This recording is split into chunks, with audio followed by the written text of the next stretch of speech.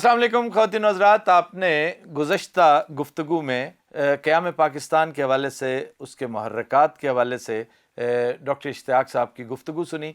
उसी सिलसिले की एक कड़ी हम आज मज़ीद सर करेंगे। कहा यह जाता है, महसूस भी होता है कि तक़सीम बर्र सग़ीर दरअसल पंजाब की तक़सीम की एक कहानी थी। ये बहुत मुनासिब उसका यानी डिस्क्रिप्शन है उसकी। देखें, मैं स्टेटिस्टिक्स से बात करता हूँ। सारे हिंदुस्तान की उसके पॉपुलेशन थी 380 मिलियन, ऑलमोस्ट 400 मिलियन, जिसमें कत्लेआम के बाद जो फिगर दिया जाता है वो 1 मिलियन से लेके 1.5 मिलियन का है। 14 to 15 million people rain for their lives and cross the border, जो रेड क्लिफ लाइन का बना है। उसमें हिंदू, मुस्लिम, सिख आप बना सकते हैं कि कितने थे। अब पंजाब पे आ जाएं, जिसकी total population princely states include करके 33.9 मिलियन थी, जिसमें at least 500,000 and perhaps 800,000 and more Hindu, मुस्लिम, सिख मारे गए। 90,000 औरतें अबडक्ट हुई, बेतहाशा रेप हुई, बहुत कम उनमें से लवाकीन को मिली। 9 मिलियन में से 10 million people actually had to run for their lives. East Pakistan, East Punjab say to West Punjab, and from West Punjab, Hindus and Sikhs to East Punjab, which is 30% of the population of Punjab. देखें percentage wise, इसे मैं कहता हूँ the first case of ethnic cleansing. Not a single Muslim was left in East Punjab, जहाँ के 6 million हुआ करते थे। सिर्फ मलेट कोटला एक स्टेट थी जो गुरु गोबिंद सिंह की एक वजह से बच गई। उसमें 88,000 की पॉपुलेशन थी और कई हज़ार मुसलमान वहाँ अपने जान बचाई उन्होंने। वेस्ट पंजाब में 4.5 मिलियन हिंदू और सिख हुआ करते थे। उनमें से कभी आपने बड़े हुए, कभी हिंदू और सिख कभी देखा था? गिनती के कहीं होंगे। Everybody left and many were killed. तो ये वो वाहिद प्रोविंस है जहाँ पे ना सिर्फ पार्टीशन हुई बल्कि एथनिक क्लेंजिंग, आप कहें रिलीजियस क्लेंजिंग हुई। तो पंजाब का अलमिया और पंजाब का दुख जो है, the partition of India is actually the partition of Punjab. तो ये बताइए कि ये ऐसा क्यों हुआ? उसकी वजह ये है कि जब 1940 में रेजोल्यूशन हुआ मुस्लिम लीग का कि जो इलाके जिनमें मुसलमान अक्सरियत में हैं और वो एक दूसरे के साथ कंटिगुअस हैं, तो वो वहाँ पे मुसलमान स्टेट्स बनेंगी। 2 हफ्ते के बाद यहाँ की जो पंजाब की सिख लीडरशिप है उसने कहा कि हम तो यूनाइटेड इंडिया के कायल हैं, अगर वो नहीं रहता तो यही असूल फिर हम पंजाब पे डिमांड करेंगे। जिन इलाकों में हिंदू और सिख मेजॉरिटी हैं वो फिर हिंदुस्तान को दिए जाएं या एक सिख स्टेट को दिए जाएं। 8 मार्च 1947 को, क्योंकि कांग्रेस अभी तक यूनाइटेड इंडिया का ख्वाब देख रही थी, जब उसे पता लगा कि अब पार्टीशन हो रही है तो उन्होंने सिख डिमांड को उसकी सपोर्ट कर दी। तो फिर उसके बाद जब निगोशिएशंस हुई तो वो ये है, what is good for the goose is good for the Gander. अगर आप हिंदुस्तान की तकसीम मज़हब पे कराते हैं तो पंजाब और बंगाल की भी होगी। तो जो 12 डिस्ट्रिक्ट पंजाब के हिंदू, मुस्लिम, सिख मेजॉरिटी थे वो उनको दिए गए। 16 डिस्ट्रिक्ट जो हैं वो जो मेजॉरिटी मुसलमानों की थी वो पाकिस्तान को दी गई। गुरदासपुर डिस्ट्रिक्ट वेवल ने, नॉट माउंटबेटन ने लिखा था कि इसकी 3 तहसीलें हिंदुस्तान में रहनी चाहिए, क्योंकि वरना अमृतसर जो हिंदू सिख मेजॉरिटी है वो सारे हिंदुस्तान से निकल के पाकिस्तान में आ जाता है। तो उसको मिलिटरीली अपना प्रोटेक्ट करने के लिए ये 3 तहसीलें हिंदुस्तान को दी जाएँ। तो अगर रेडक्लिफ अवार्ड के लिए गालियाँ किसी को देनी है हमें, तो it's not Mountbatten, it's Lord Wavell.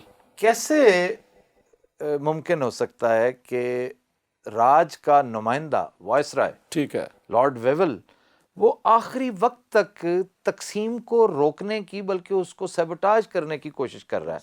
दूसरी तरफ आप जैसे रोशन ख्याल मुहक्किकीन और मौर्रिखीन ये फरमाते हैं कि तकसीम का बीज दरअसल लंदन में रख दिया गया था। ठीक है। और ये लंदन का नुमाइंदा जो है वो इससे कैसे मुमकिन है कि वो इग्नोरेंट होता और लाइल्म होता? उसकी 2 वजह है। एक तो है कि Wavell was basically a military man, he was field marshal in Africa और वहाँ से ये लाए थे, but he was a commoner. अब ब्रिटिश सोसाइटी की जो स्नोबरी है वो اس کو سمجھنا بڑا مشکل ہے. یہ بلو بلڈ نہیں تھا. یہ بلو بلڈ بیچارہ نہیں تھا. اس کی مشہور کہاوت ہے کہ لیڈی ماؤنٹ بیٹن نے کہا lady ویول G G wears the dress which my made میری نوکرانیاں جو پہنتی ہیں. آپ اس سے اندازہ لگا لیں. اور جب یہ ویول گیا ہے لنڈن 3 ہفتے تک چرچل ڈنٹ ایون سی ہم. تو یہ ہے ان کی حقارت اس کے لیے جو کہ بائی ایفرٹ اوپر آیا. ایک تو یہ وجہ ہے. دوسری وجہ ہے کہ ملٹری جو تھی British military until the beginning of 1947 as a whole believed کہ united India is good. Field marshal Auchinleck نے بھی یہی کہا تھا کہ انڈیا کو یونائٹڈ رکھے صرف ایک وجہ سے کہ برٹش انڈیا آرمی جو ہے وہ ڈیوائیڈ نہ ہو, ہم اسے پوری استعمال کریں. مگر اس کے بعد ملٹری کے اندر سے منٹگمری اور اس میں ایک بغاوت ہوئی. فرانسس ٹکر ہاں, جیسے لوگ. یہ سارے وہ گروپ پھر حاوی ہو گیا. انہوں نے کہا نہیں, Jinnah and Muslim League we can use for our purposes. Congress with a huge India, with his anti-imperialism, with his pro-Soviet leaning is unreliable. تو یہ ملٹری کے اندر جو گروپ وہ حاوی ہو گیا, اس گروپ پہ ویول نے کہا جی 10 سال مجھے لگتے ہیں ملٹری کو ڈیوائڈ کرنے میں. He was ordered to do it within 5 weeks. اس نے پھر ساری ملٹری بھی ڈیوائڈ within 5 weeks کی ہے. واپس آتے ہیں اپنے موضوع کی طرف کہ پنجاب کی تقسیم. ہاں جی. تو کیا یہ ہمارے قائدین نے, ہاں جی, ہمارے مدبرین نے فورسی نہیں کیا تھا کہ یہ سب کچھ ہوگا؟ دیکھیں ایسے ہے کہ مارچ 1947 میں سب سے پہلے خون ریزی ہوئی. کتاب کا ٹائٹل ہے دا پنجاب بلڈیڈ. یہ ہے مارچ 1947.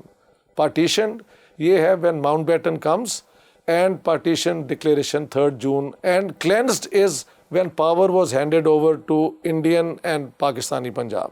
ٹل 4 August Evan Jenkins gives a figure of 5,200 dead. For every Muslims, 6 Sikh and Hindus had been killed. یہ پرسنٹیج تھی. اچھا اچھا. ادھر پہ ہم نے راول پنڈی کے گاؤں میں گھیرا ڈال کے سکھوں کا وہ کیا کہ گاجر مولی کی طرح قتل عام کیا. وہاں سے پھر 40,000 خاندان جو ہیں وہ ایسٹ پنجاب گئے, انہوں نے تیاری پوری کر دی. مئی 1947 میں ماؤنٹ بیٹن کے انیشیٹو پہ ذرا سنیں, دلی میں میٹنگ کروائی. اس نے کہا کہ پنجاب کے لیڈرز ملیں اور اگر سمجھوتا کر لیں تو پنجاب یونائٹڈ رہ سکتا ہے. اور وہاں پہ قائد اعظم نے سکھ لیڈروں کو, جس میں ماسٹر تارا سنگھ, مہاراجا آف پٹیالہ, گیانی کرتار سنگھ, یہ جو ان کے لیڈر تھے, اینڈ سم ادرس, ان کو کہا کہ آپ جو چاہیں لکھ کے لے آئیں, میں آنکھیں بند کر کے آپ کی ہر ڈیمانڈ ایکسیپٹ کر لوں گا. تو جو سکھ لیڈرز کا اسپوکس مین تھا ہردیت سنگھ ملک, 2nd World War کا ایس پائلٹ, اس نے کہا کہ اب ہمیں سمجھ نہیں آئی کہ مسلم لیڈر کہہ رہا ہے کہ جو چاہیں میں آپ کو دینے کو تیار ہوں, مگر ہم نے فیصلہ کر لیا تھا کہ ہم ہندوستان میں رہیں گے. تو میرے دماغ میں ایک دم خیال آیا. اس نے کہا sir you are promising us everything but God forbid when the time comes to implement it and you are not there what will happen. تو قائد اعظم نے جواب دیا my friend in Pakistan my word will be the word like God. اور وہ ہردیت سنگھ ملک کہتا ہے کہ وہاں سے اندازہ ہوا کہ مزید گفتگو نہیں ہو سکتی. بھئی مارچ میں جب یہ اتنا بڑا قتل عام ہوا تھا, قائد اعظم ایک بیان دے دیتے, لیاقت علی دے جاتے, نواب ممڈوڈ راول پنڈی کا کہتے کہ نہیں پاکستان میں یہ نہیں ہوگا, یہ گنڈوں نے کیا ہے. دے آل کیپٹ کوائٹ جب مارچ میں ان کا اتنا بڑے قتل عام ہوا ہے. آخر میں یہ ہوا کہ more Muslims were killed in East Punjab, یہ سن لیں, then Hindus and Muslims in West Punjab. تو وہاں پہ جو بدلہ لیا گیا ہے نا وہ 2 گنا زیادہ ہے. یعنی میرے اندازے سے 500,000 Muslims were killed and 250,000 Hindus and Sikhs were killed. تو اس میں حماقت کس کی ہے کہ آپ سکھوں پہ اٹیک کر رہے ہیں. اگر آپ سکھوں کو ملا لیں تو ہندو پھر رہ جاتے ہیں نا, سارا پنجاب آپ کا ہو جاتا ہے. ان کی تو ننکانہ صاحب بھی یہاں ہیں, لاہور میں گرو ارجن ہے, نارووال یہاں پہ, جنمستھان یہاں پہ, ان پہ سارا اٹیک کر کے مارچ میں تو ان کو آپ اپنے خلاف کر لیا. میں یہ ماننے کو تیار نہیں ہوں, یہ میری بد نصیبی ہے کہ میں یہاں پہ ڈس ایگری کروں گا. اچھا, کہ یہ کروایا گیا تھا, یہ ہم نے نہیں کیا, نہیں انگریزوں نے کروایا. میں نے وہاں لکھا ہے, اس میں 2 ایویڈنس ہیں. خواجہ مسعود جو بعد میں بڑے مشہور پرنسپل گارڈن کالج کے ہوئے ہیں, مجھے گورنمنٹ کالج وہاں گارڈن کالج پڑھانے وہ لے کے گئے تھے.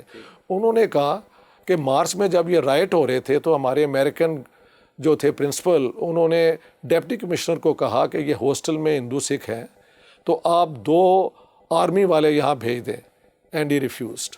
دیکھیں یہ جتنے گاؤں ہیں نا پنڈی شہر سے 1.5 گھنٹہ 2 گھنٹے پہ ہیں. ایک ہفتہ یہ قتل عام ہوتا رہا اور شروع ہوا یہ 6 کی رات کو اور 13 کی صبح کو پھر ملٹری جو ہے نا وہ ڈوگرے زیادہ تر اور کچھ وہ آئے ہیں اور تب انہوں نے پھر جو بچ گئے تھے سکھوں نے بچایا. میری کتاب میں بے تحاشا انٹرویو ہیں سروائیورز کے. یہ بھی تو ہو سکتا ہے سر کہ یہ انگریزوں کا تھا, یہ انگریزوں یہ ہونے دو. کا انیشیٹو یہ ان کا انیشیٹو اب تھا, وہ اپنے مقصد میں کامیاب کامیاب ہو گئے.